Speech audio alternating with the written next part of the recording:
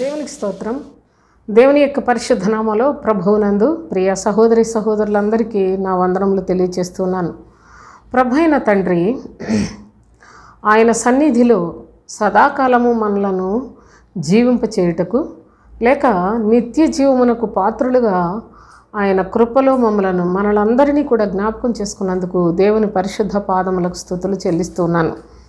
తండ్రి అయిన దేవుడు ఆయన రాజ్యము యెహోవాదే అని స్పష్టముగా మనకు తెలియచేస్తూ ఉన్నాడు. మరి అన్ని జనులలో ఏలువాడు కూడా ఆయనే అనే వీడియో కూడా మరి మనం గమనించాం. అయితే ప్రభు యొక్క లేఖనములలో మీరందరూ అనేకమైన సంగతులు తెలుసుకొని మీ ఆత్మలకు సహాయకరముగా ఈ లేఖనాలు ఉంటాయని ఆశతో మరి మీ మధ్యలో ఈ లేఖనాలు తెలియజేస్తున్నాను. కీర్తనల గ్రంథం 22వ కీర్తన 28వ వచనం నుంచి మళ్ళీ ఒకసారి చదువుకుందాం. రాజ్యము యెహోవాదే, అన్యజనములలో ఏలువాడు ఆయనే. భూమి మీద వర్ధిల్లుచున్న వారందరూ అన్నపానములు పుచ్చుకొనుచు నమస్కారము చేసేదరు. తమ ప్రాణము కాపాడుకొనలేక మంటిపాలగు వారందరూ ఆయన సన్నిధిని మోకరించెదరు. ఒక సంతతి వారు ఆయనను సేవించెదరు. రాబో తరమునకు ప్రభువును గూర్చి వివరింతురు. వారు వచ్చి ఆయన దీన్ని చేసినని పుట్టబోవు ప్రజలకు తెలియచేతురు. ఆయన నీతిని వారికి ప్రచురపరతురు. దేవుని యొక్క లేఖనములు మనం గమనించినట్లయితే రాజ్యము యెహోవాదే, సమస్త సృష్టి అంతా కూడా దేవాతి దేవునిదే అని చదువుకున్నాం.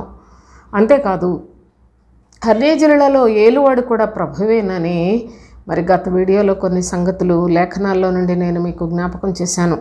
అయితే మరి ఈ యొక్క భాగంలోనే ప్రత్యేకంగా నేను మీకు 5 పాయింట్స్గా చెప్తున్నాను కదా. రెండవది, భూమి మీద వర్ధిల్లుచున్న వారందరూ అన్నపానములు పుచ్చుకొనుచు నమస్కారము చేసేదరు అని ఈ యొక్క వీడియోలో కొన్ని లేఖనాలు నేర్చుకుందాం.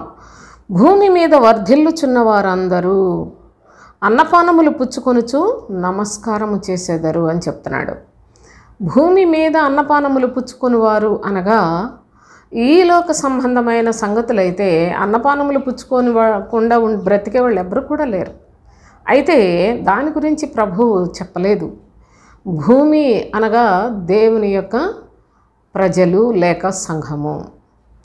ఈ భూమి మీద వర్ధిల్లుచున్నవారు అంటున్నాడు. భూమి మీద వర్ధిల్లుచున్న వారందరూ అన్నపానములు పుచ్చుకుంటూ ఉంటారట. అనగా ప్రభువు తన ప్రజలను కేవలము భూమి అనే ఒక చక్కని పదముతో సంబోధిస్తూ ఉన్నాడు. ఎందుకంటే ఆదికాండం 1వ అధ్యాయం 1వ వచనంలోనే ఆది యందు దేవుడు భూమి ఆకాశములను సృజించెను అనగా ఆది యందే ప్రభు అయిన తండ్రి తన ప్రజలను, తరువాత ఆకాశము అన్నాడు. భూమి ఆకాశము. ఆకాశము అనగా ఆలయమును, ఈ పరిశుద్ధ ఆలయము తన యొక్క ప్రజలను మొట్టమొదటిగా తనలో ఆయన తన ఉద్దేశాన్ని నెరవేర్చుకోవటానికి ఈ సృష్టినంతటినీ చేశాడు అనే సత్యాన్ని గమనించండి. అయితే మనకి ఇక్కడ ఏం చెప్తున్నాడు? భూమి మీద వర్ధిల్లుచున్న వారందరూ అన్నాడు. భూమి మీద యాకోబు కూడా, మన పితరుడైన యాకోబు తన యొక్క కలలో భూమి మీద ఒక నిచ్చెన వేయడం చూశాడు. కనుక భూమి మీదనున్న నిచ్చెన అంటేనే దేవుని ప్రజల మధ్యలో నుండి వచ్చిన ప్రభు అయిన క్రీస్తు. చూడండి, నిచ్చెన అనగా క్రీస్తు. కనుక భూమి మీదనే ఈ నిచ్చెన కూడా వేయబడింది. సరే, అది మనం చాలాసార్లు మరి వీడియోలో కూడా చేశాను సోదరులారా, చాలా రోజుల క్రితం. అయితే ఇక్కడ ఏం చెప్తున్నాడు? భూమి మీద వర్ధిల్లుచున్న వారందరూ అన్నాడు. భూమి మీద వర్ధిల్లుచున్నవారు, అసలు భూమి మీద ఎవరు వర్ధిల్లుతారు, ఎవరు వర్ధిల్లగలరు అని కొన్ని అనుభవాలు మనం గమనించినట్లయితే చూడండి, లేఖనాలలో ప్రభు అయిన తండ్రి చాలా చాలా భావయుక్తముగా ఆయా సందర్భాలలో ఒకదానికి ఒకటి మరి అనుసంధానమై ఉంటాయి లేఖనాలు. మీరు జాగ్రత్తగా గమనించాలి. కనుక చూడండి, కీర్తనల గ్రంథం 25వ కీర్తన 12, 13 వచనాలు చదువుదాం. యెహోవా యందు భయభక్తులు గలవాడెవడు?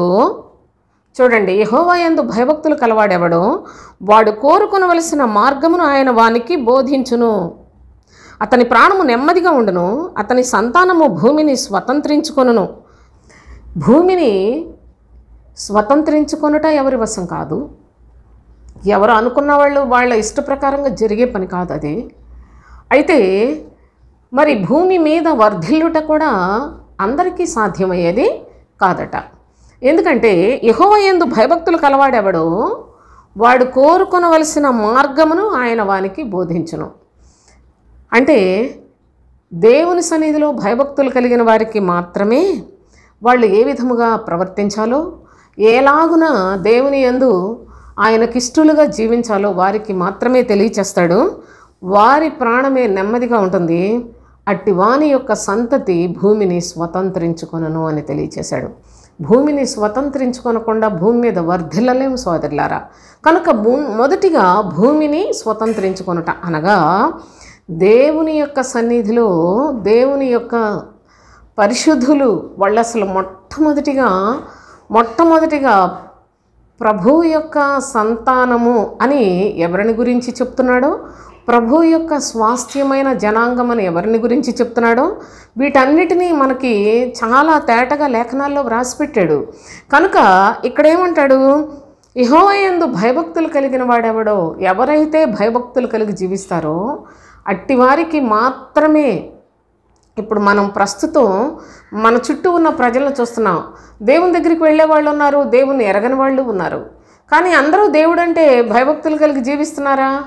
అనగా దేవుని నమ్ముకున్న వాళ్ళు దేవుని యందు భయభక్తులు కలిగి జీవిస్తున్నారంటే అది చాలా చాలా అబద్ధం.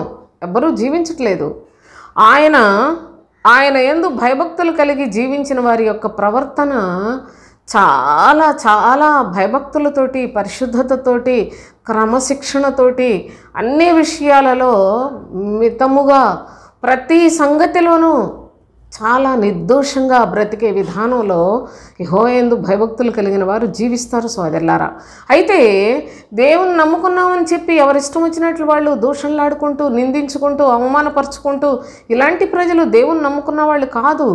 ఎందుకనగా ప్రభు ఆది నుండి కూడా తన మాటకు భయపడి యథార్థముగా ప్రవర్తించే వారిని దృష్టించాడు. కానీ ఆది నుండి మొట్టమొదటి మనుషుడి నుండి కూడా ఎవరైతే ఆయన మాటను నిర్లక్ష్య పెట్టారో అట్టి వారిని ఆయన సముఖము నుండి త్రోసివేశాడు సోదరుడా, తోలిపారేశాడు అంతే. ఆదాము హవ్వలు కూడా ఆ విధముగానే దేవుని యొక్క సన్నిధి నుంచి వెళ్ళగొట్టబడ్డారు. దేవుని యొక్క భయము కలిగిన హేబేలు ప్రభు చేత హెచ్చించబడ్డాడు, నీతిమంతుడని సాక్ష్యము పొందాడు. కనుక మీరు అలాగ మొట్టమొదటి మనుషుల నుంచి కూడా దేవుని మాట వినువారెవరో, దేవుని మాట వినకుండా నిర్లక్ష్యంగా వాళ్ళకి ఇష్టం వచ్చినట్లు జీవించేవారెవరో, అసలు దేవుడు మాకు సంబంధమే లేదని చెప్పుకున్న వారెవరో కూడా చాలా చాలా వంశావళులు, చాలా గోత్రాలు, చాలామంది ప్రజలు పరిశుద్ధ లేఖనాల్లో ప్రతి మనిషిని గురించి వ్రాయబడిన సంగతులన్నీ కూడా ఉన్నాయి. కనుక యెహోవా యందు భయభక్తులు కలిగిన వారెవరో అట్టి వారు కోరుకొనవలసిన మార్గాన్ని ప్రభు వారికి బోధిస్తాడట. అంతేకాదు వారి ప్రాణము నెమ్మదిగా ఉంటుంది. వారి సంతతి భూమిని స్వతంత్రించుకుంటారు. నేను దేవుని యొక్క స్వాస్థ్యముగా ఉన్నాను, దేవుని ప్రజలలో చేర్చబడ్డాను, దేవుడు తన ప్రజలుగా ఎన్నిక చేసుకున్న వారిలో నన్ను కూడా సమకూర్చుకున్నాడు. కనుక నా ప్రాణము నెమ్మదిగా ఉంది, నేను దేవుని యందు భయభక్తులు కలిగి జీవించగలుగుతున్నానని ఒక చక్కని అనుభవం ఎవరికి వారికే తెలుస్తుంది. కనుక అట్టి వారి సంతతి మాత్రమే భూమిని స్వతంత్రించుకొనును అని తెలియజేశాడు. ఇక మరి ఒక అనుభవాన్ని చూసినట్లయితే కీర్తనల గ్రంథం 37వ కీర్తన 11వ వచనం చూడండి. దీనులు భూమిని స్వతంత్రించుకొందురు. దీన మనస్సు కలిగిన వారే భూమిని స్వతంత్రించుకుంటారట. అనగా దేవుని యొక్క ప్రజలు అనబడిన వారిలో వారు స్వతంత్రులు, దాసులు అని రెండు రకాలు ఉన్నారు. దాసులు అంటే వాళ్ళు ఏదో ఒకసారి వచ్చినట్టు వస్తారు కానీ మళ్ళీ వాళ్ళ టైం అయిపోతే వెళ్ళిపోతారు సోదరులారా. కానీ స్వతంత్రులు అంటే కుమారులు అసలు. కనుక దీనులు భూమిని స్వతంత్రించుకొందురు. స్వతంత్రులు అనగా కుమారులు అంటే కుమారుడు ఎల్లప్పుడూ కూడా ఇంటిలో నివాసం చేస్తాడు, దాసుడు ఎప్పుడు కూడా నివాసము చేయడు. అలాగుననే భూమిని స్వతంత్రించుకొనుట అంటే దేవుని యొక్క ప్రజలలో ఖచ్చితముగా చేర్చబడి దేవుని ప్రజలుగా ముద్రించబడాలి అంటేనే చాలా అర్హతలు కావాలి. మొదటిగా దేవుని యందు భయభక్తులు కావాలి, రెండవది దీన మనస్సుతో జీవించే విధానం కావాలి, ఇక మూడవది మత్తయి సువార్త 5వ అధ్యాయం 5వ వచనంలో చెప్తాడు, సాత్వికులు ధన్యులు వారు భూమిని స్వతంత్రించుకుంటారు అని చెప్తాడు. అనగా సాత్వికమైన మనస్సు కలిగిన వారై ఉండాలి. అంతేకాదు 37వ కీర్తనలోనే 22వ వచనం చూడండి, యెహోవా ఆశీర్వాదమునొందిన వారు భూమిని స్వతంత్రించుకొందురు. దేవుడు ఎవరినైతే ఆశీర్వదిస్తాడో అట్టి వారు మాత్రమే దేవుని యొక్క ప్రజలుగా కుమారత్వాన్ని కలిగి ఉండి జీవించే చక్కని పద్ధతిని వారు కలిగి ఉంటారు అనే సంగతిని తెలియచేస్తున్నాడు. అంతేకాకుండా ఇక్కడ మరి యొక్క అనుభవంలో చెప్తాడు, దేవుని యొక్క సన్నిధిలో భయభక్తులు కలిగి జీవిస్తున్నాం అనుకుంటున్నారు, కానీ సోదరులారా ఎవరి క్రియలు ఏ విధంగా ఉన్నాయో గమనించండి. 37వ కీర్తనలోనే 29వ వచనం చూడండి, నీతిమంతులు భూమిని స్వతంత్రించుకొందురు. దేవుని ప్రజలుగా ఉండాలంటే చిన్న విషయం కాదు. దేవుని యొక్క ప్రజలు ఏదో ఈనాడు అందరూ కూడా దేవుని అసలు నమ్ముకున్నారంటే దేవుని నమ్ముకోవటానికి వీల్లేదు అని చెప్పి చాలామంది ఎంతో వాదించే వాళ్ళు, తర్వాత ఎంతో అభ్యంతర పెట్టేవాళ్ళు లోకంలో మనం చూస్తున్నాం. దేవుని నమ్ముకోవటం అనేది అంత చిన్న విషయం కాదు. దేవుని యొక్క స్వజనముగా జీవించటం అనేది సామాన్యమైంది కాదు. ప్రభు యొక్క సంతతిలో చేర్చబడటం అనేది చిన్న విషయం కాదు సోదరులారా. ఎవరు పడితే వాళ్ళు ఏదో అడ్డేసాం మేము ఇక్కడ వీళ్ళందరినీ దేవుడిని మతాలు మార్చేస్తున్నారు. మతం కాదు అసలు, ఇది కోరుకొనవలసిన యథార్థమైన పరిశుద్ధమైన మార్గమునకు సంబంధించినది. కానీ ఆ మార్గంలో నడవద్దు. పాపులందరూ కలిసి పాపపు మార్గంలో పాపపు క్రియలు చేసుకొని బ్రతుకుదాం అంటుంది ఈ లోకం. కనుక దేవుని యొక్క లేఖనములను చూసినట్లయితే యెహోవా యందు భయభక్తులు కలిగి ఉండుట గొప్ప భాగ్యం అండి. ఈ లోకంలో ఏదో నాకు చెప్పాలి కదా అనేసి నేను చెప్పట్లేదు, ఏదో చెప్పుకుపోతున్నాం కదా, ఏదో ఒక వీడియో పెట్టాలి కదా అని నేను మాట్లాడటలేదు సోదరులారా. ఇది నా సొంత అనుభవపూర్వకముగా దేవుని యొక్క దయ లేకపోయినట్లయితే మానవ జీవితం అసలు మానవ బ్రతకటం కూడా వ్యర్థం. ఇంకెందుకండి నాశనానికి వెళ్ళిపోవడానికి ఈ లోకంలో పుట్టి పెరిగి తిని త్రాగి కష్టపడి సంపాదించుకొని ఏదో కొంపలని ఇళ్ళు వాకిళ్ళని ఏదో పిల్లలని ఏదో సంపాదించుకున్నందువల్ల చివరికి నాశనానికి వెళ్ళిపోతామని తెలిస్తే ఎందుకండి ఈ బ్రతుకంత వృధాయే కదా. ఎవడైనా గాలి కొరకు ప్రయాసపడతాడా? గాలిని పట్టుకుందాం అని. ఈ లోకంలో మానవుని యొక్క జీవితం అంతా ఒకడు గాలి కొరకు ప్రయాసపడినట్లు అంటాడు అందుకే ప్రసంగి. దేవుని యొక్క శ్రేష్టమైన సన్నిధిలో బ్రతుకుతున్నాం, అయితే ఆయనను కలిగి జీవించిన జీవితమే అది లెక్కించబడే బ్రతుకు. ఈ లోకంలో ఎలక్షన్స్ అంటే ఏదో మరి ఓట్ల కోసం ఆ జనాభా లెక్కలు ఇవి ఏవో రాసుకుంటారు, రకరకాల ఇబ్బందులు ఉన్నాయి. కానీ పరలోక సంబంధమైన పౌరస్థితిని సంపాదించుకోవటానికి దేవునికి కుమారత్వాన్ని కలిగి మనము కూడా జీవించాలి అంటే అది ఎంత గొప్ప భాగ్యం అండి. దేవుని యొక్క పిల్లలుగా బ్రతుకుట ఎంత గొప్ప సంగతి. అందుకే అన్నాడు, ఎవరు పడితే వాళ్ళు దీనిలోకి రాలేరు, దీనులు భూమిని స్వతంత్రించుకొందురు అని తెలియచేస్తూ నీతిమంతులు చూడండి 37:29 చదువుకుంటున్నాం. నీతిమంతులు భూమిని స్వతంత్రించుకొందురు, వారు దానిలో నిత్యము నివసించెదరు. దేవుని యొక్క పిల్లలుగా సదాకాలము బ్రతుకుట అనేది కూడా అందరికీ చెందదండి, అందరికీ సాధ్యం కాదు సోదరులారా. ఎందరో ప్రభువుని నమ్ముకున్నామని చెప్పి మధ్యలో వెళ్ళిపోయిన వాళ్ళు, వెనక్కి తిరిగి చూసిన వాళ్ళు, అటు ఇటు చూస్తూ ఉన్నవాళ్ళు, లోకం వైపు తిరిగిపోయిన వాళ్ళు ఎందరో ఉన్నారు. కనుక అంతం వరకు నిలిచి ఉండి రక్షించబడే చక్కని పద్ధతి దేవుడు ఈ యొక్క సృష్టిలోనే చాలా తక్కువ మందికి అనుగ్రహించాడు. కనుక నీతిమంతులు భూమిని స్వతంత్రించుకొందురు అని తెలియచేస్తున్నాడు. కనుక దేవుని యొక్క సన్నిధిలో మామూలుగా భూమిని స్వతంత్రించుకొనిన వారు మాత్రమే భూమి మీద వర్ధిల్లుదురు. జాగ్రత్తగా ఆలోచించండి. భూమిని స్వతంత్రించుకొని దేవుని ప్రజలుగా ఉండి నిజమైన దేవుని యొక్క సన్నిధిలో దేవుని యొక్క ప్రజలుగా ఉన్నవారు మాత్రమే భూమి మీద వర్ధిల్లుతారట. అయితే ఈ వర్ధిల్లు వారి యొక్క అనుభవాలు కూడా మనం చూస్తే కీర్తనల గ్రంథం 128వ కీర్తనలో ఒకసారి మొదటి 2 వచనాలు చదువుకుందాం. యెహోవా యందు భయభక్తులు కలిగి ఆయన త్రోవల యందు నడుచువారందరూ ధన్యులు. యెహోవా యందు భయభక్తులు కలిగి ఆయన త్రోవల యందు నడుచువారందరూ ధన్యులు. నిశ్చయముగా నీవు నీ చేతుల కష్టార్జితమును అనుభవించెదవు. నీవు ధన్యుడవు, నీకు మేలు కలుగును.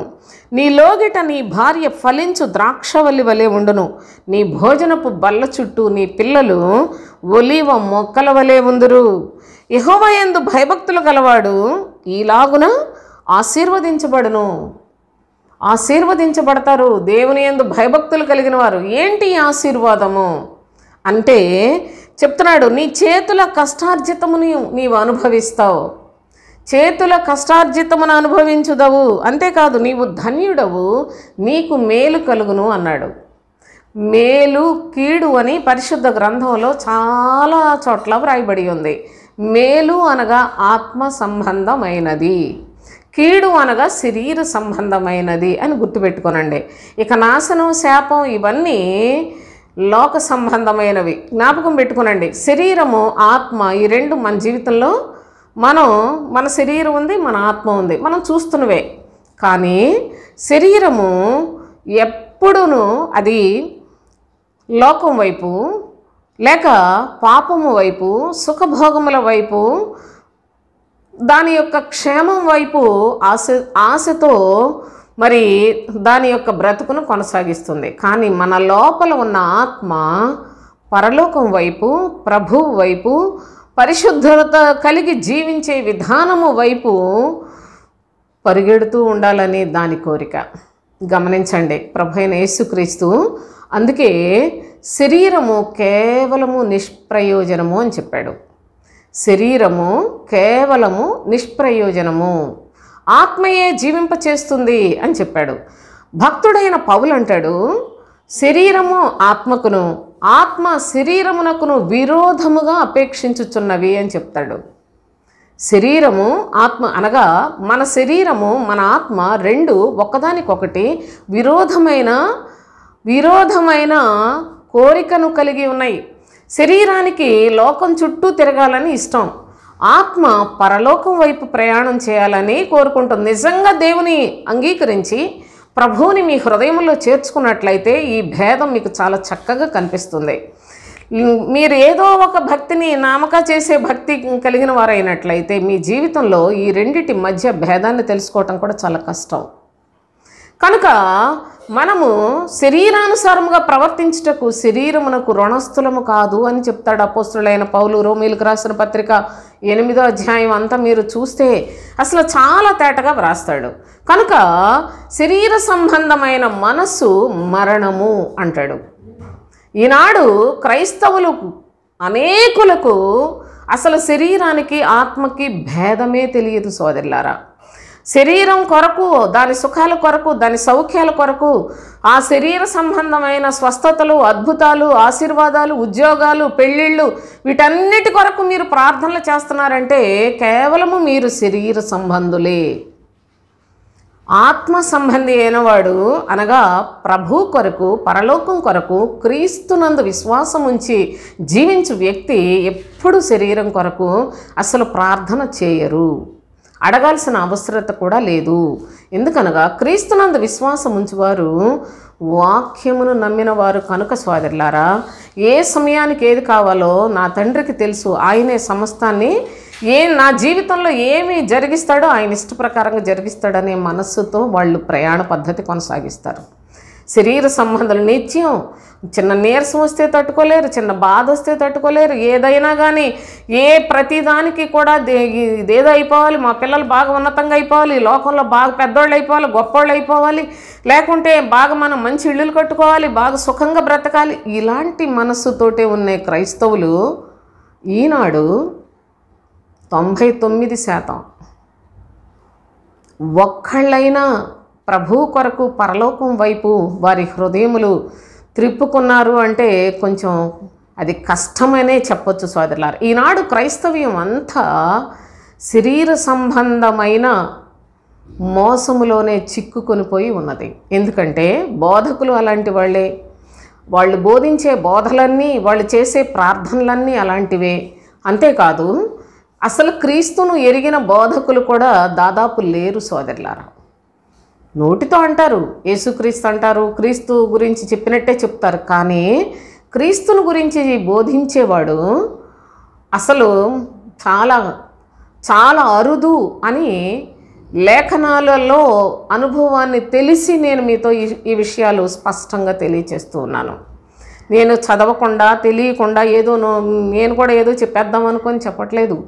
ఒక దినాన న్యాయాధిపతి అయిన క్రీస్తు న్యాయపీఠం ఎదుట ఉన్నప్పుడు కూడా నా తండ్రి నన్ను ఖచ్చితంగా నేను తెలుసుకొని క్రీస్తు బోధయందు నిలిచి ఉండి చెప్పానో లేదో అక్కడ కూడా నన్ను ఆయన ఖచ్చితంగా మరి చూస్తాడు. కనుక నేను ఆ యొక్క నిరీక్షణతో మీకు లేఖనాలు తెలియచేస్తూ ఉన్నాను. అయితే ప్రభు అయిన తండ్రి ఏదో ఒక సంఘాలను పెట్టుకొని కొంతమందిని పోగేసుకొని వాళ్ళని మాయమాటలతోటి వాళ్ళని సమకూర్చుకొని వాళ్ళ ద్వారాగా బ్రతకటానికి సేవ చేసే వాళ్ళందరూ అసలు వాళ్ళ క్రీస్తుని గురించి తెలియదు.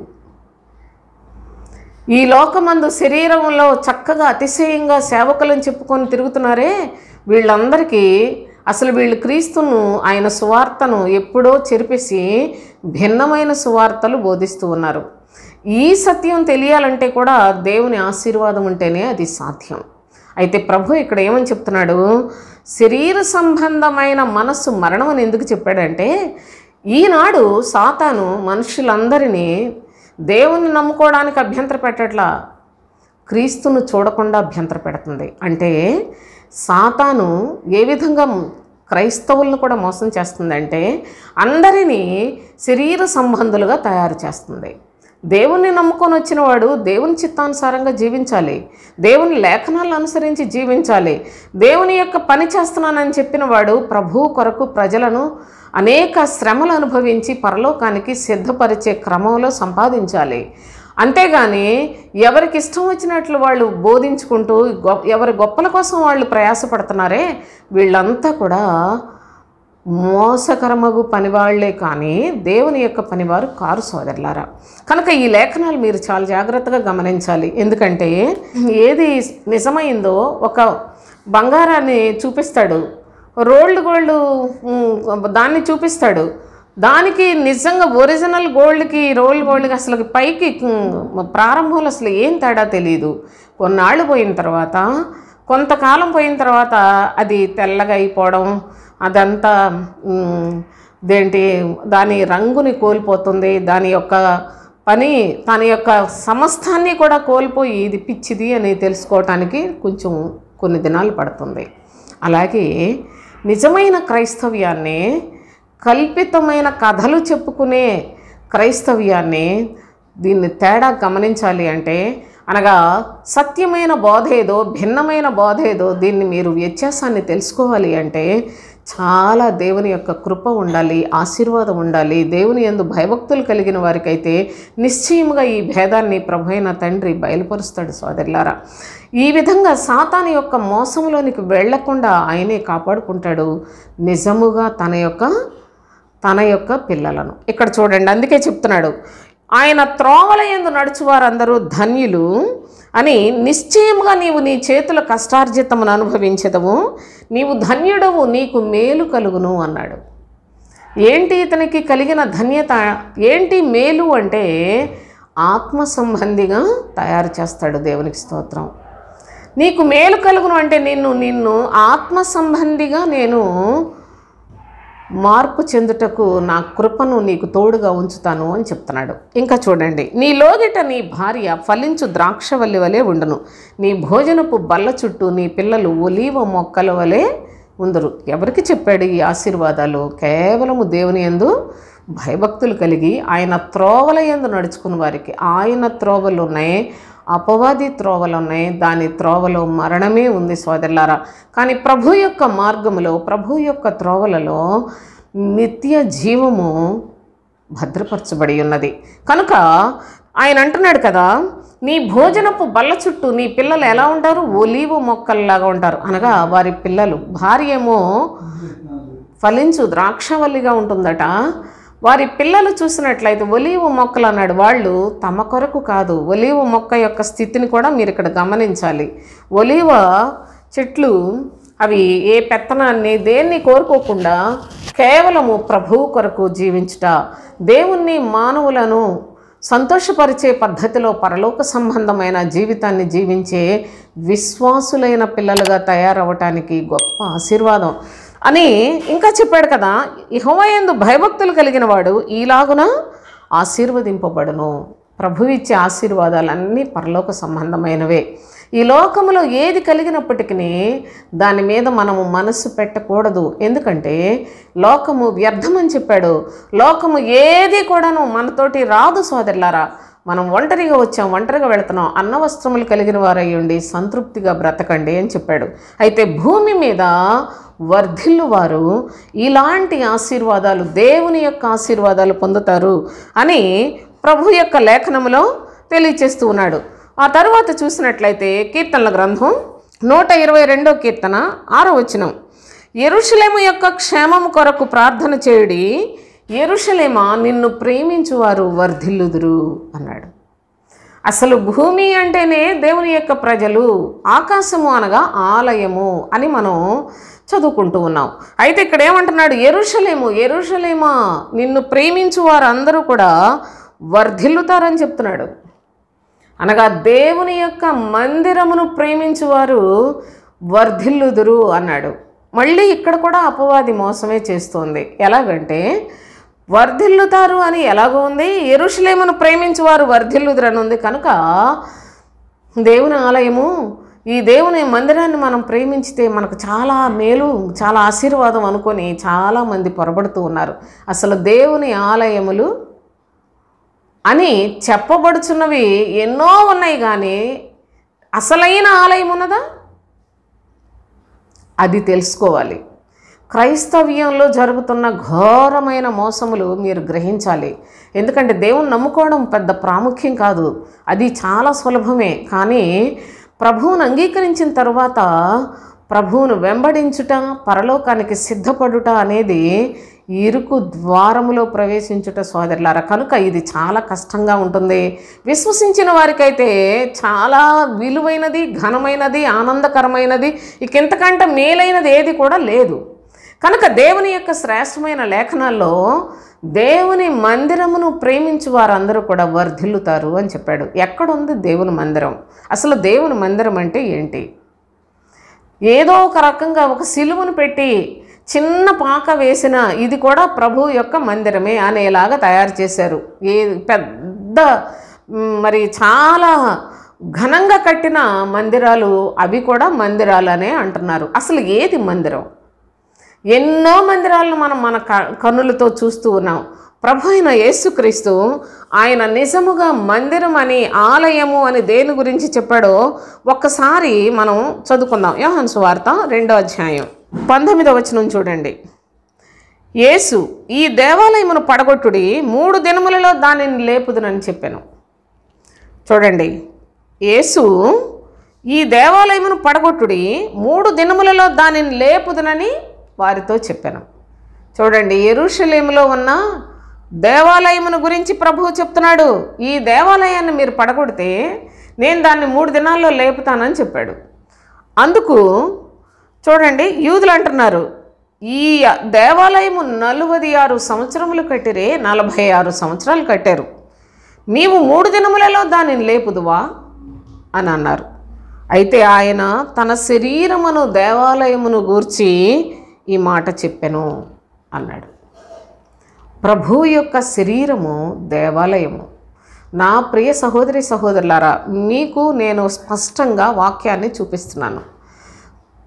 ప్రభు యొక్క శరీరము, ఆయన అంటున్నాడు 46 సంవత్సరాలు కట్టిన ఈ మందిరాన్ని పడగొట్టండి, 3 దినాల్లో నేను దీన్ని లేపుతానన్నాడు.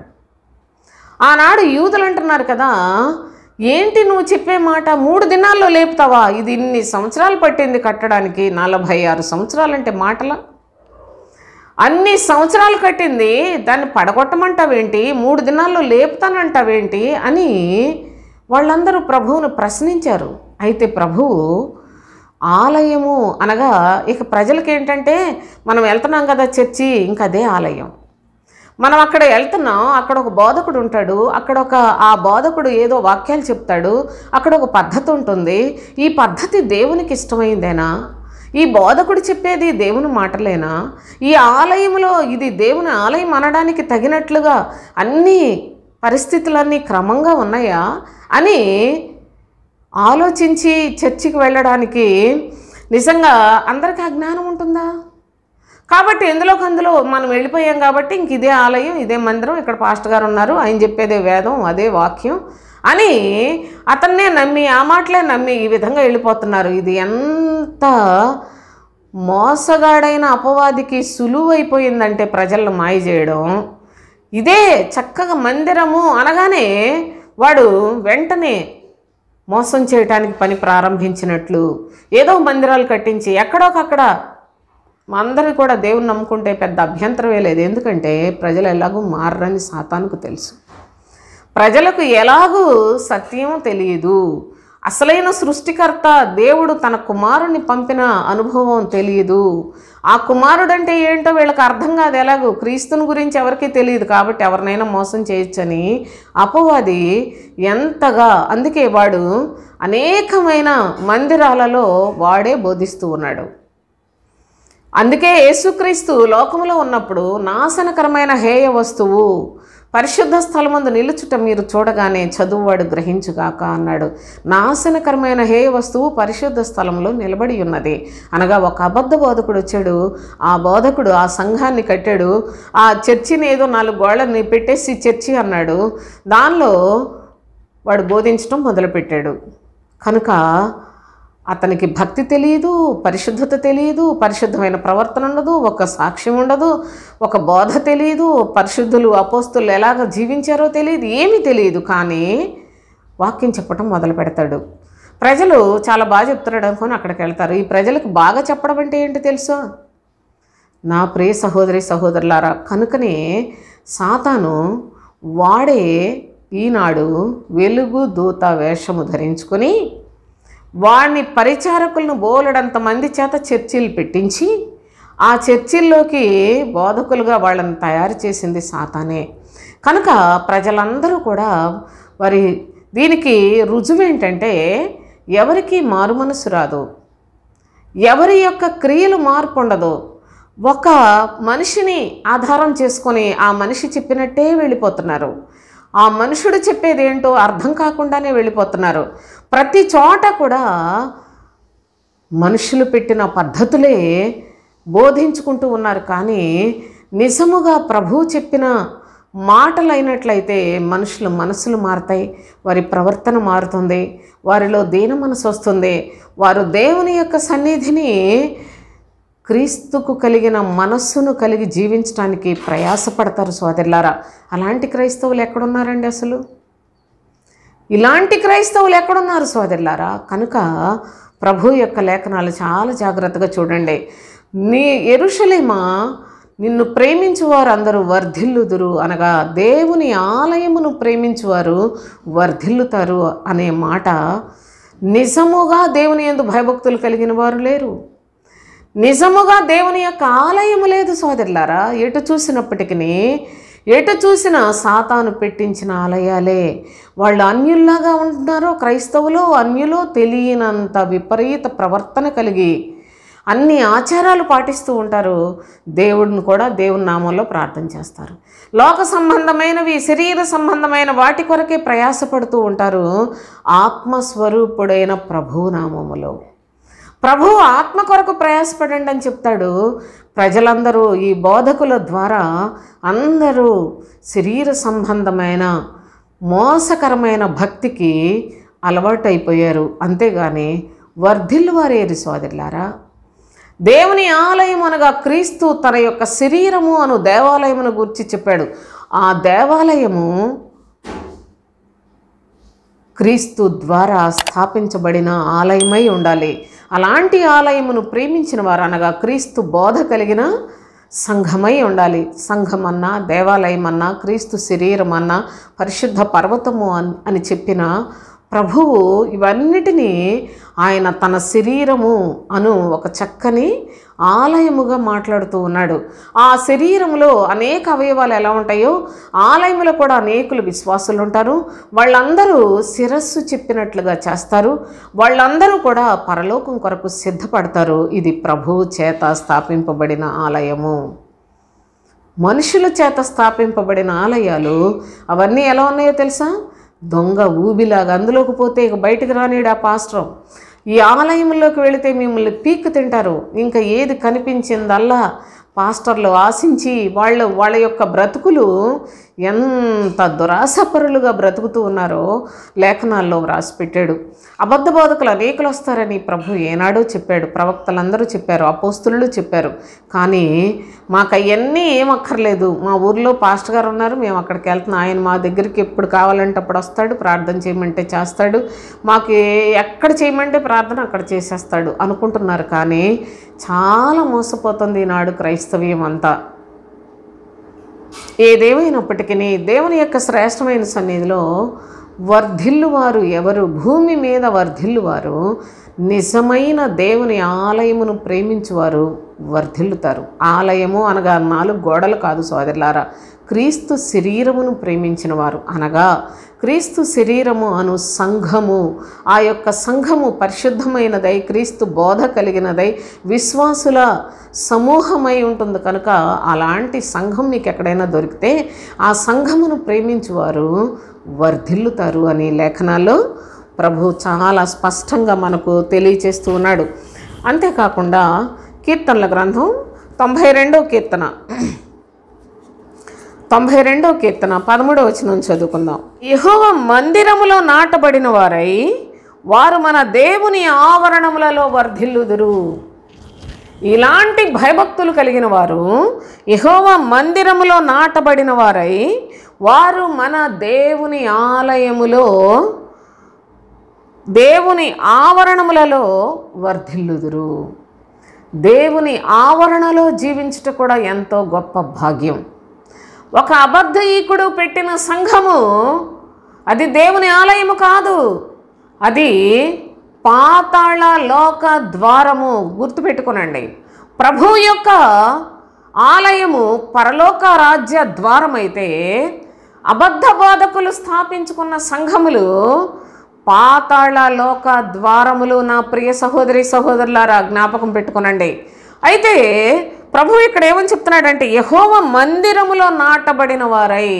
యెహోవా మందిరములో నాటబడుట ఎంత ధన్యకరమైందో చూడండి, ఎంత ధన్యకరమైందో చూడండి. యెహోవా మందిరములో నాటబడిన వారై వారు మన దేవుని ఆవరణములలో వర్ధిల్లుదురు.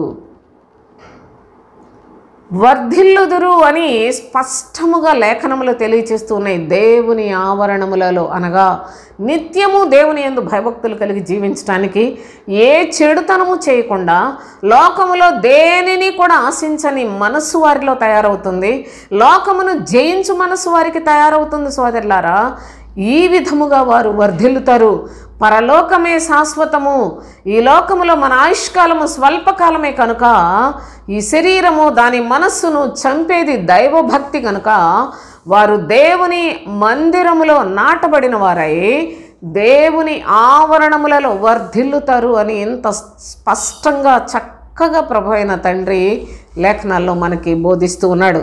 అంత మాత్రమే కాదు, దేవుని యొక్క శ్రేష్టమైన సన్నిధిలో భక్తుడు ఏ విధముగా వర్ధిల్లు వారి గురించి మాట్లాడుతూ ఉన్నాడో ఇక్కడ చదువుకుందాం. యోహాను వ్రాసిన 3వ పత్రిక 2వ వచనం నుంచి చూడండి. ప్రియుడా, నీ ఆత్మ వర్ధిల్లుచున్న ప్రకారము నీవు అన్ని విషయములలోనూ వర్ధిల్లుచు సౌఖ్యముగా ఉండవలనని ప్రార్థించుచున్నాను. ప్రియుడా, నీ ఆత్మ వర్ధిల్లుచున్న ప్రకారము, ఆత్మ వర్ధిల్లుట అది ప్రాధాన్యత కలిగింది. లోకములో మేము ఒకనొకప్పుడు చాలా చిన్న ఇల్లు ఉండేది, చిన్న ఒక పూరిల్లు ఉండేది. అయితే ఇప్పుడు మేము దేవుణ్ణి అంగీకరించిన తర్వాత అంతకంతకు మా జీవితంలో ఎన్నో మేళ్ళు చేశాడు. మా పిల్లలకు మంచి మంచి ఉద్యోగాలు వచ్చాయి, మేము పెద్ద ఇల్లు కట్టుకున్నాం, లేకుంటే మాకు చాలా చాలా మరి సదుపాయాలు వచ్చేసినాయి అని చెప్పుకొని చాలామంది సాక్ష్యాలు చెప్పేవాళ్ళని కూడా మనం చూస్తాం. కానీ ఇక్కడ ప్రభువు దాన్ని వర్ధిల్లుట అనలేదు సోదరులారా. అదంతా లోకములో ఒకవేళ నీకు ఎక్కడ అవమానం కలగకుండా, నీకు నీ జీవితంలో నీ ఎదుటివారిని చూసినప్పుడు నీవు నిరుత్సాహపడిపోకుండా, నా బ్రతుకు ఇలాగే ఉందని చెప్పి నిరాశపడిపోకుండా అనేక విధాలైన ఉపకారాలు ఒకవేళ నీకు కలిగితే కలగవచ్చు. అంత మాత్రాన అది ఆశీర్వాదం కాదు, అది వర్ధిల్లుట కాదు. ఎందుకంటే ఈ లోకంలో నీకు ఎన్ని కలిగినా అవన్నీ విడిచిపెట్టి వెళ్ళిపోతావు, అది నీది కాదు కదా. మరి నీదేంటి, నీ సొంతమైనదేంటి? చూడండి చెప్తున్నాడు, ప్రియుడా నీ ఆత్మ వర్ధిల్లుచున్న ప్రకారము, నీ ఆత్మ వర్ధిల్లుచున్న ప్రకారము అనగా ఆత్మీయ జీవితంలో వర్ధిల్లుట అనగా విశ్వాసములో అభివృద్ధి పొందటం, నిరీక్షణలో అభివృద్ధి పొందటం, అనేక శ్రమల్లో నిలిచి ఉండటం, విశ్వాసమందు చక్కని గుణములను సద్గుణములను అలవర్చుకుంటూ పరలోక సంబంధమైన యాత్రలో నిరీక్షణతో మన ముందున్న పరిశుద్ధులు మేఘము వలె మనలను ఆవరించి ఉన్నారు కనుక వారి యొక్క అడుగుజాడల్లో నడుచుకొనుట, మన ప్రభువు క్రీస్తు శిలువలో ఆయన ఏ విధముగా మన కొరకు బలి అయిపోయాడో ఆయన యందు లక్ష్యముంచి ప్రతి విషయములో క్రీస్తును వెంబడించుట, ప్రతి దినము మన శిలువను ఎత్తుకొని ఆయన శిలువను వెంబడించుట, ఇవండి వర్ధిల్లుట అంటే. ఆత్మ వర్ధిల్లుచున్న ప్రకారము నీవు అన్ని విషయముల్లో వర్ధిల్లుచు సౌఖ్యముగా ఉండవలనని ప్రార్థించుచున్నాను. అన్ని విషయములలో అనగా విశ్వాసము, నిరీక్షణ, ప్రేమ, ఈ మూడు నిలుచునని చెప్పాడు. ఫైనల్గా ఆత్మ సంబంధమైన ఫలములు చెప్పాడు. ఆత్మ సంబంధమైన ఫలములు, ఆ యొక్క ఫలములలో మనము వర్ధిల్లాలి. అనగా దేవుని యొక్క పరిశుద్ధ లేఖనాలు మీ అందరికీ తెలుసు కనుక నేను చెప్పనవసరం లేదేమో, కానీ సోదరులారా ఆత్మఫలం ఏదనగా గలతీయులకు వ్రాసిన పత్రిక 5వ అధ్యాయంలో చూడండి 22వ వచనం, ప్రేమ, సంతోషము, సమాధానము, దీర్ఘశాంతము, దయాళుత్వం, మంచితనము, విశ్వాసము, సాత్వికము, ఆశానిగ్రహము. ఇలాంటి మంచి లక్షణాలు ఎంత స్పష్టంగా ప్రతి దాన్ని మీరు చదువుకుంటే సింపుల్గా ఉన్నాయి, ఒకే వచనంలో ఉన్నాయి. కానీ వీటిని చేయండి, మీ జీవితకాలం ఇంకో జీవితం ఇచ్చినా దేవుడు ఇవన్నిటినీ కూడా ఖచ్చితంగా చేయటం చాలా కష్టం. చూడండి, ఆత్మఫలం ఏమనగా ప్రేమ, సంతోషము, సమాధానము, దీర్ఘశాంతము, దయాళుత్వము, మంచితనము, విశ్వాసము, సాత్వికము, ఆశానిగ్రహము, ఇవన్నీ చెప్పాడే. ప్రతిదీ లోకంలో మనం చూసినప్పుడు ఇది నాకు అవసరం లేదండి, అనవసరంగా, నిజంగా మీరు నమ్మండి నమ్మకపోండి, ఏదైనా కొన్ని సందర్భాల్లో ఎక్కడన్నా షాపుకు వెళ్తే నాకు షాపులో అదేదో షాపింగ్ మాల్ అని తీసుకొని వెళితే పిల్లలు అదంతా చూసినప్పుడు ఇది వేస్టే కదా, ఇది ఎందుకు, అదెందుకు అనే అనిపిస్తుంది. ఏది కొనాలో కూడా అర్థం కాని అంటే తగు మాత్రం అసలు ఎన్నిటి మీద ప్రజలు ఎగబడిపోతున్నారంటే లోకంలో ఏది చూసినా కావాలనుకునే కన్నులు, ఏది ఉన్నా తినాలనుకునే ఆశ. నా ప్రియ సహోదరి సహోదరులారా, ప్రతిదీ అనుభవించాలి అనుకునే దురాశలలో మానవ హృదయము చిక్కుకుపోయి ఉందండి. ప్రభువునందు ఇవన్నిటినీ చూసినప్పుడు సోదరులారా, ఎందుకు ఇవన్నీ వేస్టే కదా, ఎందుకు ఈ శరీరానికి ఎన్ని సౌఖ్యాలు చేసినా అది మరణం పొందక తప్పదు కదా, నిశ్చయముగా మనకు మరణం వస్తుంది కదా. మరణం పొందాలి అంటే మన యొక్క జీవితంలో సిద్ధపడాలి, పరిశుద్ధతను సంపాదించుకోవాలి, చక్కని అమూల్యమైన పరలోక సంబంధమైన సుగంధ పరిమళ ద్రవ్యములు వాటిని సంపాదించుకోవాలి. ఈ లోకంలో, ఈ పిచ్చి లోకంలో కనిపించిన అన్నీ వేస్ట్ అయి తెచ్చి లోపల కూరేసుకొని ఏదో ఇళ్లల్లో పెట్టేసుకొని వాటిని చూసుకొని మాకు అది ఉంది ఇది ఉందని అతిశయించి ఎందుకండి ఈ బ్రతుకులు? వీటిల్లో ఏముందో నా ప్రియ సహోదరి సహోదరులారా, ఇదంతా దురాశలతో నింపబడిన మానవ హృదయ స్థితికి నిదర్శనం. ఈ యొక్క దురాశలు ఇవన్నీ కూడా మనిషి యొక్క హృదయాన్ని పాడు చేస్తాయి, మనిషి యొక్క మనసును పాడు చేస్తాయి, వారిని వ్యర్థులుగా తయారు చేస్తాయి. చివరికి వ్యర్థంగా దిక్కుమాలి చావు చచ్చి వెళ్ళిపోవలసిన ఈ లోకములో ఉన్న వాటిని నేను ప్రేమింపకుడి అని చెప్పిన ప్రభువు మాట ఎటు చూసినప్పటికీ ఇవన్నీ కూడా ఈ లోకంలో అన్నీ కూడా వ్యర్థమే కదా అనిపించేలాగా లేఖనముల శక్తిని దేవుడు మనలో నింపుతూ ఉన్నాడు. ఇలాంటి కృపను మనము వీటిల్లో వర్ధిల్లాలి. అనగా ఆత్మ సంబంధమైన ఫలములు, వాటన్నిట్లలో ప్రేమలో ఇంతకు ముందు కన్నా ఇప్పుడు చాలా ఎక్కువగా నమ్మకత్వాన్ని కలిగి, ఎక్కువ ప్రేమ కలిగి జీవించే విధానాన్ని అలవర్చుకోవాలి. దానిలో మనము వర్ధిల్లాలి. సంతోషము, సమాధానము, దీర్ఘశాంతం, ఈ లక్షణాలన్నీ ప్రాక్టీస్ చేయండి. దానిలో మీరు వర్ధిల్లునట్లుగా ప్రభువు మీకు తోడై ఉంటాడు సోదరులారా. అందుకని అన్ని విషయములలో వర్ధిల్లుచు సౌఖ్యముగా ఉండవలనని, అంటే దీన్ని అబద్ధ బోధకులు ఏం చెప్తారో తెలుసా?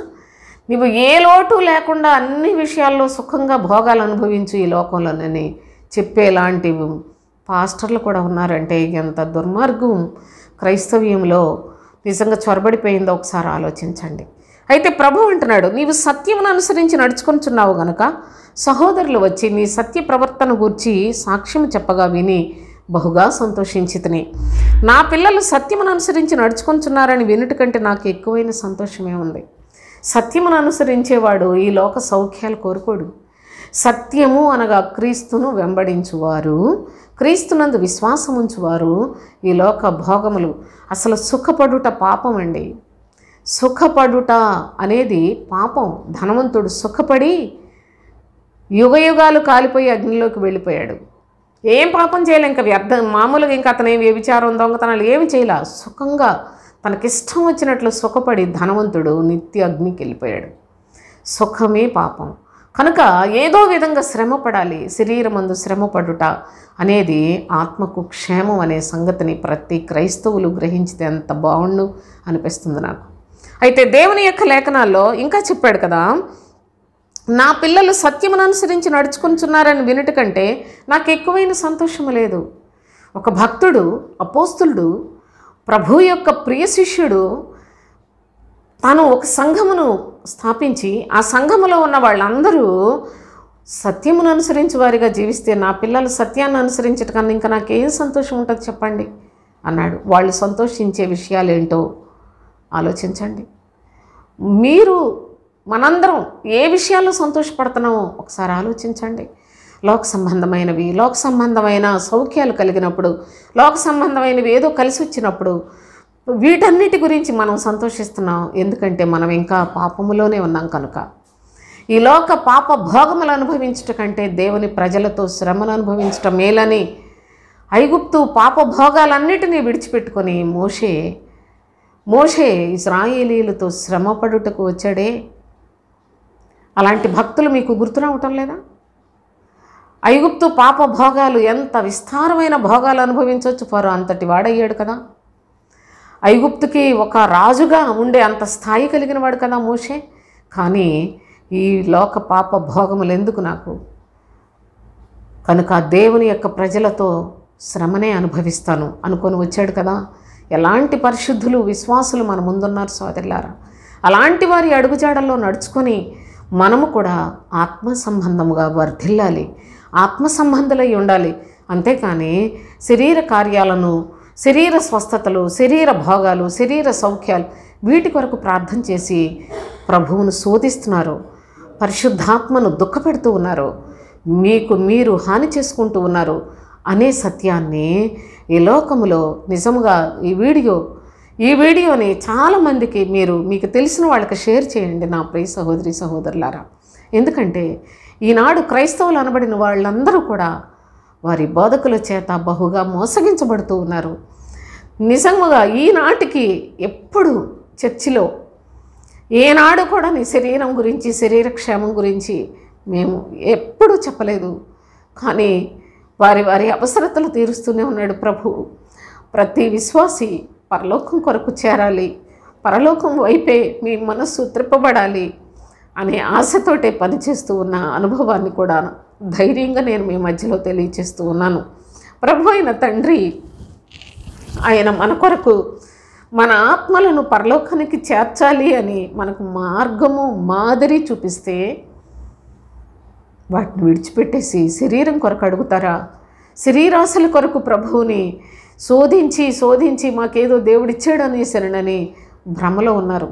అందుకే ప్రభువు కూడా ఒక మాట తెలియచేస్తున్నాడు, మీరందరూ శరీరం కొరకే అడుగుతున్నారు కనుక నేను కూడా మిమ్మల్ని మోసం చేస్తున్నానని.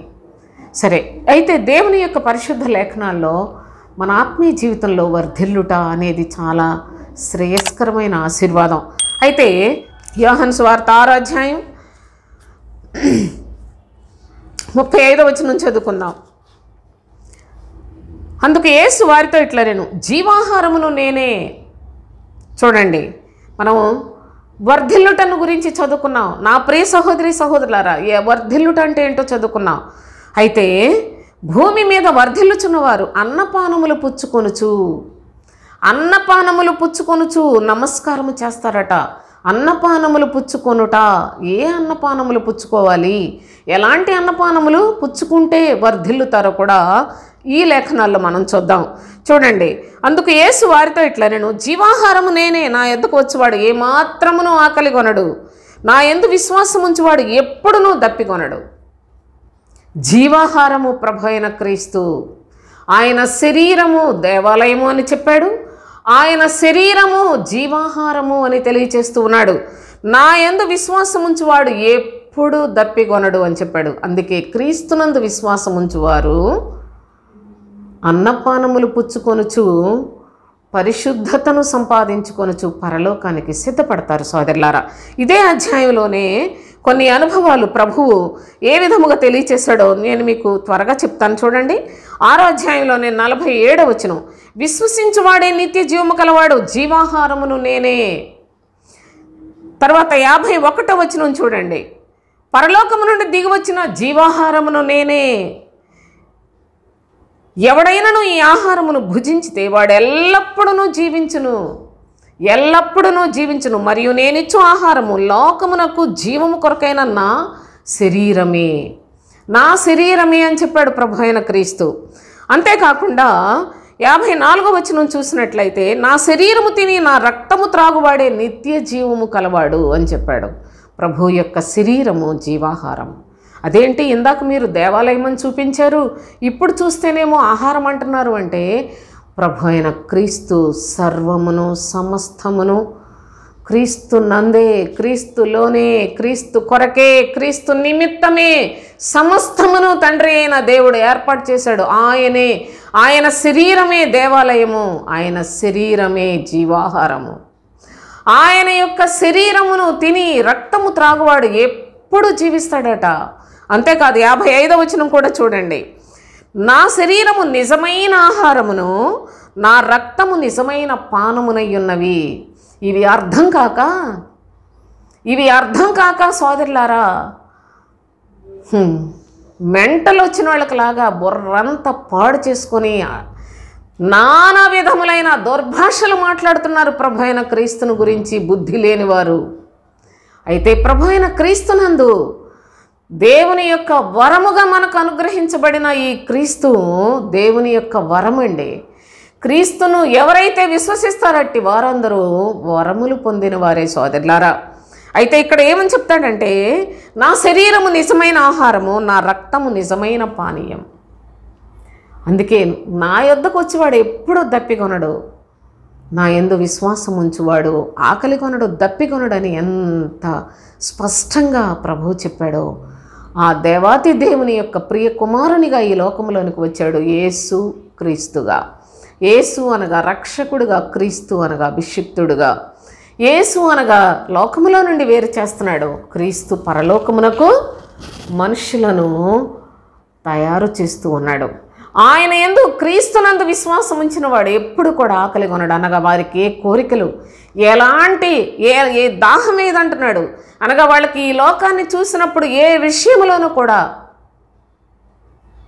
దేనిని ఆశించే మనస్సు రాకుండా ప్రభు అయిన క్రీస్తు ఆత్మ వారికి తోడై ఉంటుంది. ఎందుకనగా ఆయన పరలోక సంబంధి కనుక క్రీస్తు ఆత్మ కలిగిన వారు పరలోక సంబంధమైన వాటి మీదే మనస్సు పెట్టుకుంటారు.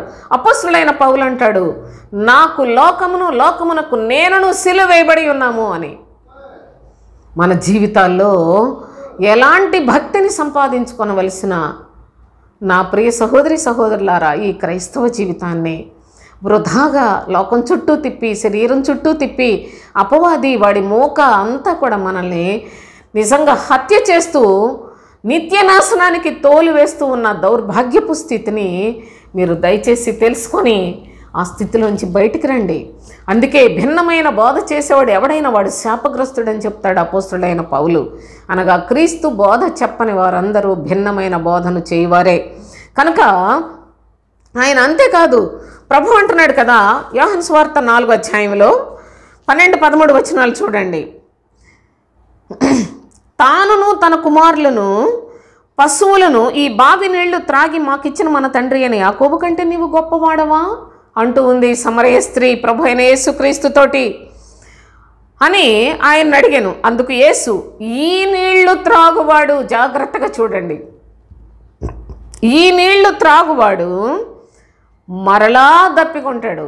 ఈ నీళ్లు త్రాగు ప్రతివాడు అనగా యాకోబు బావి అనగా ధర్మశాస్త్ర సంబంధమైన భక్తిని చేసే ప్రతి వాడు మరలా దప్పికొంటాడు.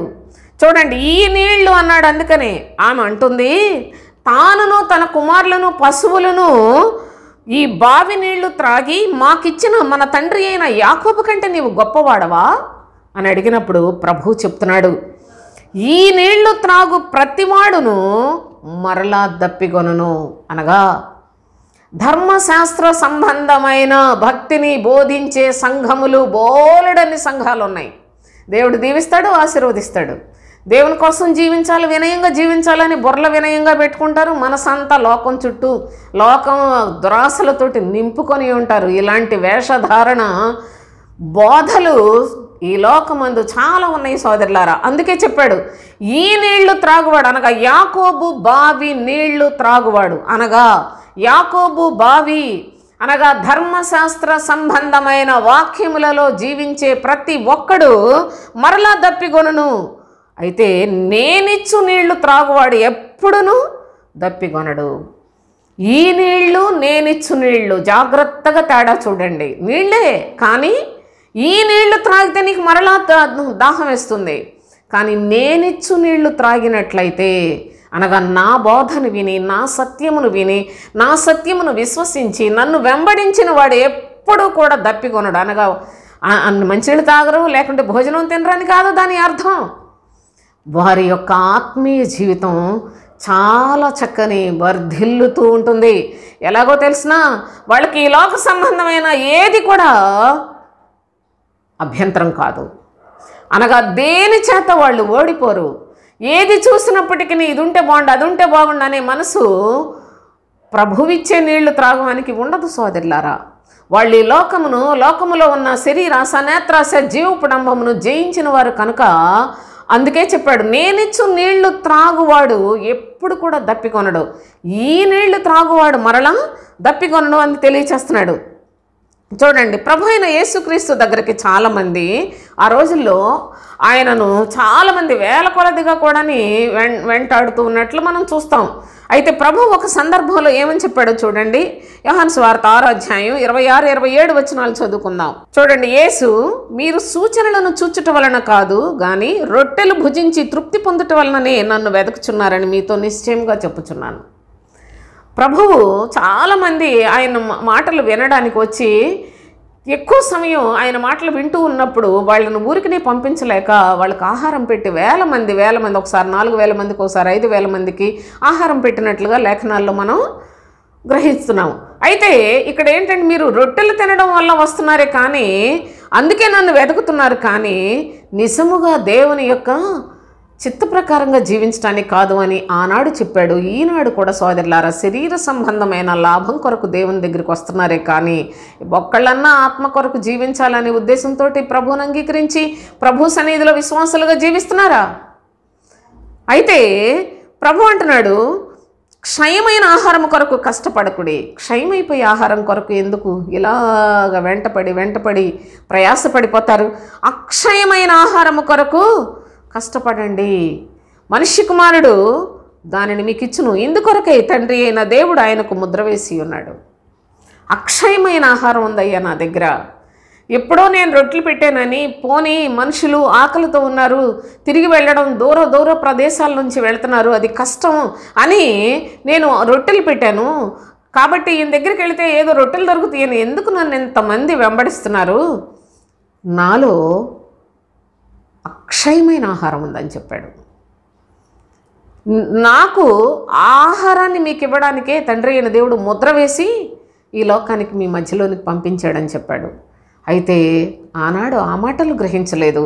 ఈనాడు క్రీస్తుని ఎరుగని వారు, క్రీస్తు బోధ లేనివారు, క్రీస్తు అంటే ఏంటో తెలియదు ఈ ప్రజలందరూ కూడా సోదరులారా, మొత్తం అందరూ క్షయమైపోయే వాటి కొరకే, లోకములో లోక సంబంధమైన దురాశల కొరకే ప్రభువును అంగీకరిస్తున్నారు, కానీ ప్రభు దగ్గరకు వస్తున్నారు, కానీ వాళ్ళకి ఏదో ఒకటి మేలు కలగాలని, లోకంలో మేలు జరగాలనుకుంటున్నారు, కానీ ఆత్మకు మేలు కలిగే పద్ధతిని, పరలోకానికి వెళ్ళాలని కనీసం రాగానే తెలియపోయిన కొంతకాలానికైనా తెలుస్తుందంటే ఈనాటికి కూడా ఎన్నో సంవత్సరాలు కొన్ని సంఘాలు స్థాపించి 50 ఏళ్ళు ఎన్నో ఏళ్ళు అయిపోయినాయి, కానీ ఇప్పటికీ కూడా అదే పద్ధతిలో ధర్మశాస్త్ర సంబంధమైన వాక్యాలు వల్లించుకుంటూనే అదే బోధను చేస్తారు, కానీ వారి యొక్క జీవితాల్లో అన్ని చెడు క్రియలే చేస్తారు.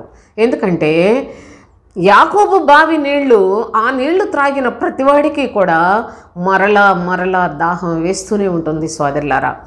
పాపపు వాంఛల నుంచి వాళ్ళు బయటకే రాలేరు, ఈ యొక్క ధనాపేక్షల నుంచి బయటకు రాలేరు, శరీరాశల నుంచి బయటకు రాలేరు, శరీర సంబంధమైన అతిశయం గర్వం వారిలో విస్తారంగా ఉంటుంది. కానీ ప్రభు చెప్తున్నాడు, నేనిచ్చు నీళ్లు త్రాగువాడు ఎప్పుడునూ దప్పికొనడు అని. ప్రభు ఇచ్చే నీళ్లు త్రాగినవాడు తన్ను తాను తగ్గించుకుంటాడు, తన్ను తాను నష్టపరుచుకుంటాడు, తనకు తానే సిలువను వెంబడించే మనస్సును తయారు చేసుకుంటాడు. లోకం విషయంలో చచ్చిన వారి వలె బ్రతుకుట అనే చక్కని అనుభవంలోనికి వెళతారు. కనుక ఈ నీళ్ల విషయంలో కూడా మీరు చాలా జాగ్రత్తగా ఆలోచన చేయండి. మీరు వినే వాక్యమే నీళ్లు. మీరు ఇంకా ధర్మశాస్త్ర సంబంధమైన బోధలు వింటూ ఉన్నట్లయితే మీకు మరలా దాహం వేస్తుంది. ఆ దాహము మిమ్మల్ని పాపులుగా చేస్తుంది. కానీ అనగా మీరు దేవుని నమ్ముకున్నాం అనుకుంటున్నప్పటికీ పాపులు లిస్టులోనే ఉంటారు. కానీ ప్రభు అయిన క్రీస్తునందు విశ్వాసం ఉంచిన వారు మాత్రమే పరిశుద్ధతను సంపాదించుకొనగలరు. ఆయన ఇచ్చు నీళ్లు అనగా ఆయన ఇచ్చే బోధ, ఆ క్రీస్తు బోధ మనలను పరిశుద్ధులుగా చేస్తుందనే సత్యాన్ని గమనించండి.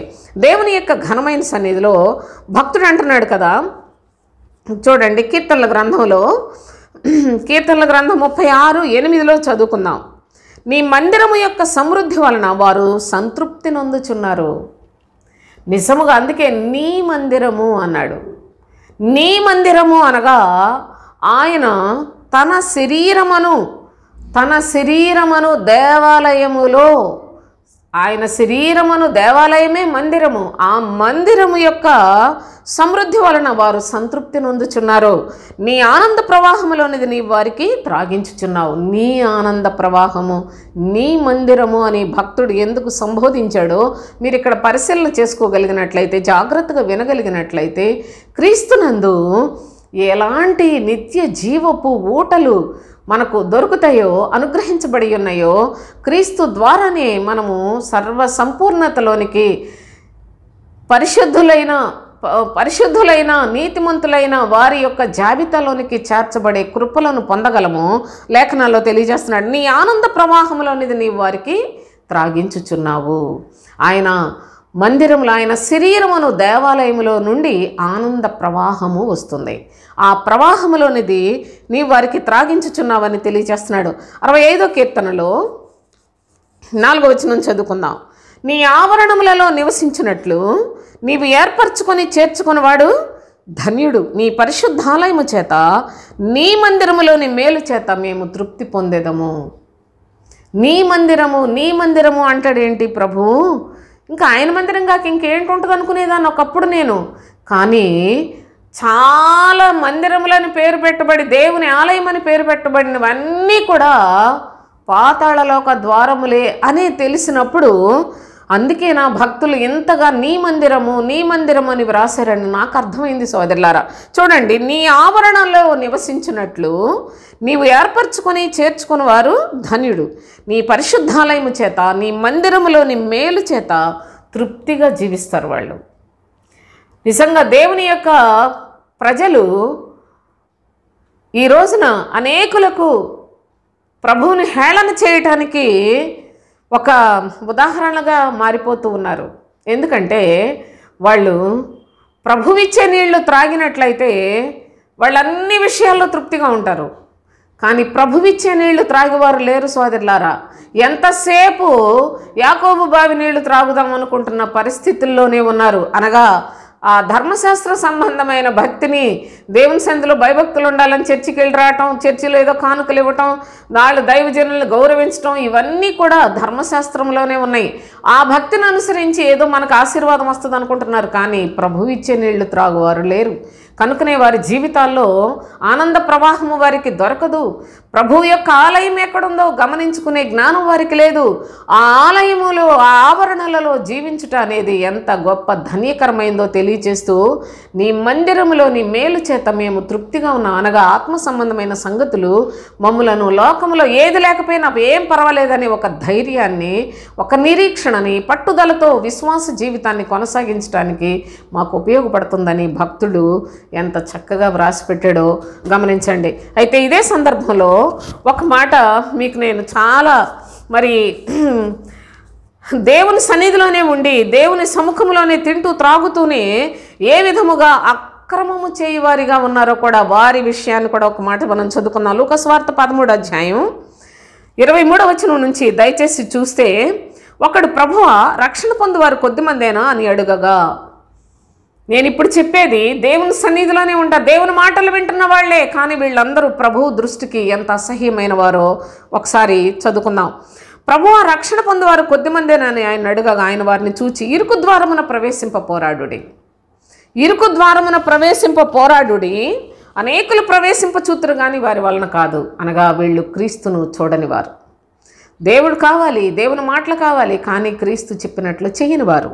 కనుక వీరి గురించి ప్రభు అంటున్నాడు, ఇరుకు ద్వారమున ప్రవేశింప పోరాడుడి, అనేకులు ప్రవేశింప చూతురు కానీ వారి వలన కాదని వారితో చెప్పాడు. చెప్పిన తర్వాత వాళ్ళు చూడండి 25వ వచనం, ఇంటి యజమానుడు లేచి తలుపు వేసిన తర్వాత మీరు వెలుపల నిలిచి తలుపు తట్టి, అయ్యా మాకు తలుపు తీయమని చెప్పని ఆరంభించినప్పుడు ఆయన, మీరెక్కడి వారో మిమ్మల్ని ఎరుగనని మీతో చెప్పున్నాం, అసలు మీరెక్కడి వారో నాకు తెలియదు అన్నాడు. అందుకు మీరు, నీ సముఖమందు మేము తిని త్రాగుచుంటిమే.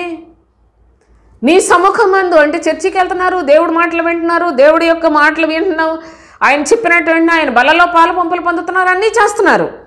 నీ సముఖమందు మేము తిని త్రాగుచుంటిమే, నీవు మా వీధులలో బోధించిదివే అని చెప్పసాగుదురు. అప్పుడు ఆయన, మీరెక్కడి వారో మిమ్మల్ని ఎరుగను అని, అక్రమము చేయి మీరందరూ నా యొద్ద నుండి తొలగిపోండి అన్నాడు. వీరు చివరికి ఏమయ్యారు? అక్రమము చేయవారు. ప్రభు సన్నిధిలోనే ఉన్నారట. నీ సముఖమందు మేము తిని త్రాగుచుంటిమే అంటున్నారు. అనగా నీ సన్నిధికి వస్తున్నాం, నీ మాటలు వింటున్నాం, ఆలయం అనుకొని వచ్చాం, అన్నీ చేస్తున్నాం కదా ప్రభువా, మేము వచ్చామంటే మీరెక్కడి వారో నాకు తెలియదు, మీరందరూ అక్రమస్తులు, మీరు ఇరుకు ద్వారంలో నుంచి రాలేదు, అనగా క్రీస్తు నందు విశ్వాసం ఉంచలేదు. ఇరుకు ద్వారము = క్రీస్తు. మీరు క్రీస్తునందు విశ్వాసం ఉంచలేదు, క్రీస్తు కొరకు జీవించలేదు, మీరు నా మాటలు వింటున్నామంటున్నారు. మరి ఆయన మాటలు విన్నప్పుడు ఆయన వారిని చేర్చుకున్నాడా? చేర్చుకోలేదు. అక్రమము చేయు మీరు, అసలు మీరెవరో నాకు తెలియదు అంటున్నాడు. కనుక దేవుని సన్నిధిలో మనం ఎక్కడున్నాం ఒకసారి ఆలోచన చేసుకునండి. భూమి మీద నుండి వర్ధిల్లుచున్న వారందరూ అన్నపానములు పుచ్చుకొని ఆయనకు నమస్కారము చేస్తారట. అయితే ఆయన సన్నిధిలో ఉన్నామని చెప్పుకుంటున్న వారు త్రోసివేయబడ్డారు. మీరెవరో నాకు తెలియదని ప్రభు చేత వాళ్ళందరూ కూడానే అసహించుకొనబడుతూ ఉన్నారు, అక్రమం చేయవారులారని పిలువబడుతూ ఉన్నాడు. అంతేకాకుండా సోదరులారా, ఇలాంటి వారికి వారి యొక్క స్థితి, చివరిగా ఈ మాట చదువుకొని ముగించేసుకుందాం. రోమీలకు రాసిన పత్రిక 11వ అధ్యాయం 9వ వచనం చదువుకుందాం. మరియు వారి భోజనము వారికి ఉరిగాను బోనుగాను ఆటంకముగాను వారి క్రియలకు ప్రతిఫలముగాను ఉండునుగాక అన్నాడు. వారి భోజనము వారికి ఉరి అయిపోతుందట. ఎవరు వీళ్ళు? మీరంతా చూసినట్లయితే దేవుని యొక్క ప్రజలే. నేను ఇదంతా వివరించి చెప్పడానికి సమయం సరిపోదు, కానీ సోదరులారా, వీళ్ళందరూ కూడా దేవుని యొక్క ప్రజలే. ఆయన సముఖంలోనే ఉన్నారు, భోజనం తింటున్నాం అనుకుంటున్నారు, కానీ అనగా వాక్యం వింటున్నాం అనుకుంటున్నారు. మేము కూడా దేవుని మనుషులమే, మేము కూడా దేవుని యొక్క మార్గంలోనే ఉన్నాం, మేము యేసు ప్రభువుని నమ్ముకున్నాం అనుకుంటున్నారు. కానీ కానీ వారు వినే వాక్యము వారికి ఉరిగా మారిపోతుందట. చూడండి, వారి భోజనము వారికి ఉరిగాను, బోనుగాను, ఆటంకముగాను, వారి క్రియలకు ప్రతిఫలముగాను ఉండునుగాక అని తెలియచేస్తున్నాడు. దేవుని యొక్క పరిశుద్ధమైన సన్నిధిలో ఒకసారి ఆలోచించుకోనండి. మీ జీవితాల్లో ఎక్కడ మీ హృదయాలను, మీ యొక్క మనస్సులను ప్రభు వైపు త్రిప్పుకున్నట్లుగా ఉన్నారా? లేకుంటే అబద్ధ బోధకుల యొక్క చేతికి బానిసలుగా చిక్కిపోయి ఉన్నారా? మోసగాండ్రకు దొరికిపోయారా? లేకపోయినట్లయితే ఇరుకు ద్వారంలో ప్రవేశింపని అక్రమస్తులుగా ఉన్నారా? లేక మీ భోజనము మీకు ఉరి అయిపోయేలాగా ఉన్నారా? మరి శ్రేష్టమైన సంగతులు భూమి మీద నున్న వారందరూ కూడా వర్ధిల్లుచు అన్నపానములు పుచ్చుకొనుచు పరలోకం వైపు ప్రయాణం చేస్తూ ఉన్నారట. అలాంటి సమూహముతో మనము కూడా మన ఆత్మలను దేవుని యొక్క పోషణలో జాగరూకులమై ఉండి భద్రతగా, విజ్ఞానము కలిగిన వారిగా, వివేకము కలిగిన వారిగా బ్రతికే వారిగా మనలను ప్రభువు జ్ఞాపకం చేసుకోవటానికి ఆయన చూపిస్తున్న కృపను పాడు చేసుకుంటున్నామా? ఆలోచన చేయండి. నా ప్రియ సహోదరి సహోదరులారా, మనుషులను సంతోషపెట్టకండి, మనుషులకు దాసులుగా ఉండకండి. మీ బోధకులకు మీరు దాసులు అవ్వద్దు. ఆ బోధకులు ఎక్కడి నుంచి వచ్చారో మీకు తెలుసా? ఆ బోధకులు బోధించే బోధలో సత్యం ఉన్నదా లేదా మీకు తెలుసా? జాగ్రత్తగా ఈ లేఖనాలను మీకు సహాయకరంగా చెప్తున్నాను. ఈ లేఖనాలలో మీ యొక్క ఆత్మలకు మేలు కలుగుటకు ప్రభైన తండ్రి చూపిన కృపను ఆయన తెలియచేస్తూ ఉన్నాడే కానీ ఇదేదో కావాలని నేను చెప్పేది కాదు సోదరులారా. ప్రతి మాటకు ప్రభు యొక్క వాక్యాన్ని మీకు నేను చూపిస్తున్నాను. ఏదో కట్టుకథలు చెప్పినట్టు చెప్పలేదు. నా వీడియోస్లో ఏ ఒక్క దాంట్లోనైనా ఏదైనా శరీర సంబంధమైన మాట ఉన్నదేమో పరీక్ష చేయండి. కనుక ఆత్మ నియమమును తెలుసుకొనండి, ఆత్మానుసారమైన జీవితాన్ని జీవించండి. ఆత్మ సంబంధి అయిన తండ్రిని ఆత్మతో చూడటానికి, ఆత్మ కొరకే బ్రతకడానికి, ఆత్మ నిమిత్తమే మనందరము కూడా ప్రభు యొక్క పిల్లలుగా, ఆయన యొక్క శక్తివంతమైన రాజ్యానికి యోగ్యులుగా మనము కూడా సిద్ధపరచుకునే కృపను తండ్రి మనకు అనుగ్రహించాలని ఈ యొక్క లేఖనములను మన మధ్యలోనికి తీసుకుని వచ్చి మనందరికీ కూడా తెలియచేస్తూ ఉన్నాడు. దేవుని యొక్క కృప మీ ఆత్మలకు తోడై ఉండునట్లుగా ప్రభువు లేఖనములు మీకు అనుగ్రహిస్తాయి సోదరులారా. కనుక దేవుని సన్నిధిలో దయచేసి కొందరికైనా ఈ లేఖనాలను షేర్ చేయండి. కొందరైనా సరే ఈ మాటలు ప్రథమంగా వింటున్నారనుకోండి, దయచేసి సబ్స్క్రైబ్ చేసుకునండి. ఈ ఛానల్లో నుండి మీకు సత్యవాక్యము హృదయంలో నింపుకునే చక్కని పద్ధతి, ప్రభువుకి ఇష్టలై ఉండే పద్ధతి మీరు నేర్చుకోవటానికి వీలు కలుగుతుంది. కనుక ఇట్టి వాక్యాన్ని దయచేసి త్రోసివేయకండి, ఒకదిన నష్టపోతారు. ప్రభు యొక్క కృప ఆయన వాక్యాన్ని అనుసరించి జీవించే వారికి, ఆయన యందు భయభక్తులు కలిగిన వారికి తోడై ఉంటుందని దృఢముగా ఆయన సాక్ష్యం ఇచ్చి ఉన్నాడు. కనుక అట్టి కృపకు మనందరము కూడా పాత్రులుగా జీవిద్దాం. దేవునికి స్తోత్రం. ముగించేస్తాను.